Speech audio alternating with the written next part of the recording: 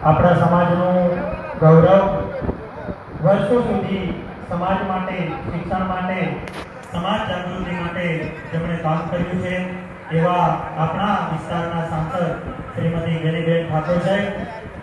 આપણા સૌના માર્ગદર્શક આ બોડીની અંદર આપણે જ્યાં બેઠા છીએ અને વટવૃક્ષ બન્યું છે કાયમી હર હંમેશા ચિંતા કરી સમાજના આગેવાનો વડીલો ટ્રસ્ટીઓનું સંકલન કરી અને આ શિક્ષણની સગવડને આજે વટવૃક્ષ બનાવી છે એવા આપણા સૌના વડીલ આગેવાન શ્રી ગુજરાત સરકારના પૂર્વ મંત્રી શ્રી આપણા વિસ્તારના લોકપ્રિય ધારાસભ્ય શ્રી કેશાજી ચૌહાણ સાહેબ,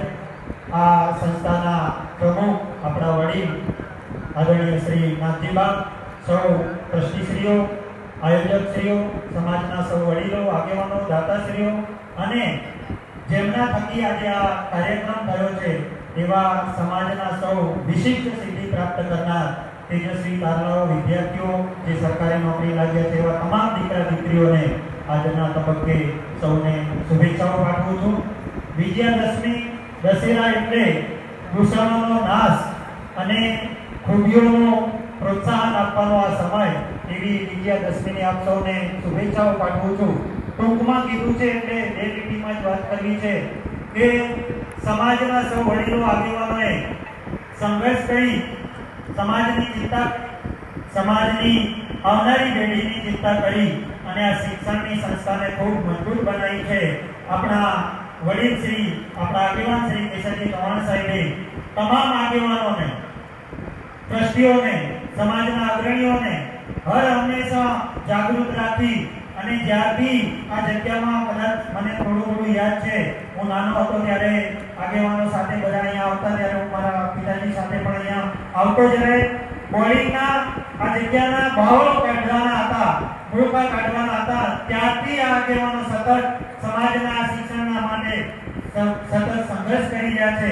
એવા આગેવાનોને સાથે રાખી અને ટ્રસ્ટીઓને જાગૃત કરી જ્યારે આ શિક્ષણનો પાયો મજબૂત કર્યો છે ત્યારે આપણા સૌની જવાબદારી બને છે કે આપણે આવનારી પેઢીના શિક્ષણ માટે, સમાજ માટે હર હંમેશા પક્ષપાત ભૂલી, નાના મોટા મતભેદો ભૂલી અને શિક્ષણના કાર્ય માટે, સમાજની મજબૂતાઈ માટે આપણે સૌ ખભે ખભો મિલાવીને કામ કરતા રહીએ. અને બેન અને સાહેબ આપણા વર્ષોથી સમાજ માટે ચિંતિત છે, સમાજ માટે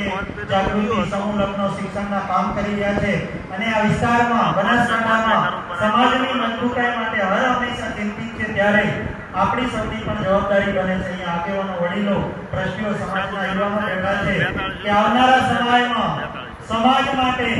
જ્યારે જરૂર પડે ત્યારે આપણે સૌ ખભે ખભો મિલાવી અને આપણા બંને આગેવાનોને ખૂબ મજબૂત બનાવીએ અને આ સમાજના મજબૂત નિર્માણ માટે કાયમી લડતા રહીએ.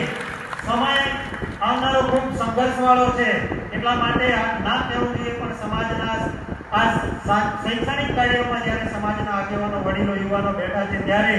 આપણા સમાજ જોડે બે મજબૂત આગેવાનો છે, રાજકીય રીતે કહો કે સામાજિક રીતે કહો, જેમણે આ સમાજ માટે ખૂબ સંઘર્ષ કર્યો છે અને સમાજને ખૂબ આપ્યું છે. શિક્ષણની દિશા હોય, જાગૃતિની દિશા હોય, સમાજના હિતોનું રક્ષણ કરવાનું હોય ત્યારે બંને પક્ષપાત ભૂલી અને સમાજ માટે લડ્યા છે. તો આપણી પણ જવાબદારી બને છે આવનારા સમયમાં જ્યાં પણ જરૂર પડે સમાજની ત્યારે આપણે ખભે ખભો મિલાવી તમામ પક્ષપાતો ભૂલી અને સમાજની મજબૂતાઈ માટે, આ વિસ્તારના લોકોના રક્ષણ માટે, આ વિસ્તારના સમાજના હિતોના રક્ષણ માટે આપણે સૌ ગેનીબેન અને કેશવજી સાથે કાયમી ખભે મિલાવી અને એને મજબૂત રાખીએ અને મજબૂત સમાજની સાથે મજબૂત આગેવાની પણ આ વિસ્તારમાં આવનારા સમયમાં જળવાઈ રહે એના માટે આપ સૌને વિનંતી કરું છું. અસ્તુ. ભારત માતા કી જય. આભાર. આયોજક